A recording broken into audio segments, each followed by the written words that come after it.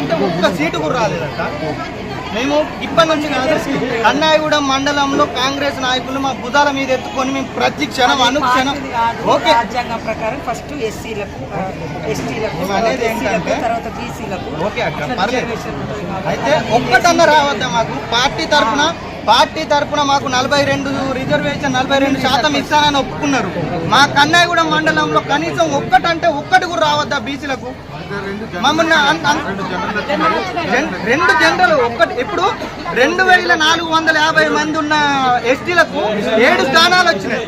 మేము 6,000 మాట్లాడదామన్నా మీరు ఎందుకు మాట్లాడుతున్నారు అంటే ఒక్క సీటు కూడా రాలేదంట. మేము ఇప్పటి నుంచి కాదు, కన్నాయిగూడెం మండలంలో కాంగ్రెస్ నాయకులు మా భుజాల మీద ఎత్తుకొని మేము ప్రతి క్షణం అనుక్షణం ఓకే రాజ్యాంగం ప్రకారం ఫస్ట్ ఎస్సీలకు, ఎస్టీలకు, అనేది ఏంటంటే తర్వాత బీసీలకు ఓకే అక్క పర్లేదు. అయితే ఒక్కటన్నా రావద్దా మాకు? పార్టీ తరఫున మాకు 42 రిజర్వేషన్ 42% ఇస్తానని ఒప్పుకున్నారు. మా కన్నాయిగూడెం మండలంలో కనీసం ఒక్కటి కూడా రావద్దా బీసీలకు? మమ్మల్ని 2 జనరల్ ఇప్పుడు 2450 మంది ఉన్న ఎస్టీలకు 7 స్థానాలు వచ్చినాయి. మేము 6,000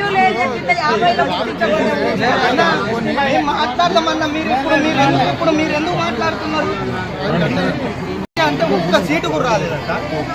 మేము ఇప్పటి నుంచి కాదు, కన్నాయిగూడెం మండలంలో కాంగ్రెస్ నాయకులు మా భుజాల మీద ఎత్తుకొని మేము ప్రతి క్షణం అనుక్షణం ఓకే రాజ్యాంగం ప్రకారం ఫస్ట్ ఎస్సీలకు, ఎస్టీలకు, అనేది ఏంటంటే తర్వాత బీసీలకు ఓకే అక్క పర్లేదు. అయితే ఒక్కటన్నా రావద్దా మాకు? పార్టీ తరఫున మాకు 42 రిజర్వేషన్ 42% ఇస్తానని ఒప్పుకున్నారు. మా కన్నాయిగూడెం మండలంలో కనీసం ఒక్కటి కూడా రావద్దా బీసీలకు? మమ్మల్ని 2 జనరల్ ఇప్పుడు 2450 మంది ఉన్న ఎస్టీలకు 7 స్థానాలు వచ్చినాయి. మేము 6,000 మాట్లాడదామన్నా మీరు ఎందుకు మాట్లాడుతున్నారు అంటే ఒక్క సీటు కూడా రాలేదంట. మేము ఇప్పటి నుంచి కాదు, కన్నాయిగూడెం మండలంలో కాంగ్రెస్ నాయకులు మా భుజాల మీద ఎత్తుకొని మేము ప్రతి క్షణం అనుక్షణం ఓకే రాజ్యాంగం ప్రకారం ఫస్ట్ ఎస్సీలకు, ఎస్టీలకు, అనేది ఏంటంటే తర్వాత బీసీలకు ఓకే అక్క పర్లేదు. అయితే ఒక్కటన్నా రావద్దా మాకు? పార్టీ తరఫున మాకు 42 రిజర్వేషన్ 42% ఇస్తానని ఒప్పుకున్నారు. మా కన్నాయిగూడెం మండలంలో కనీసం ఒక్కటి కూడా రావద్దా బీసీలకు? మమ్మల్ని 2 జనరల్ ఇప్పుడు 2450 మంది ఉన్న ఎస్టీలకు 7 స్థానాలు వచ్చినాయి.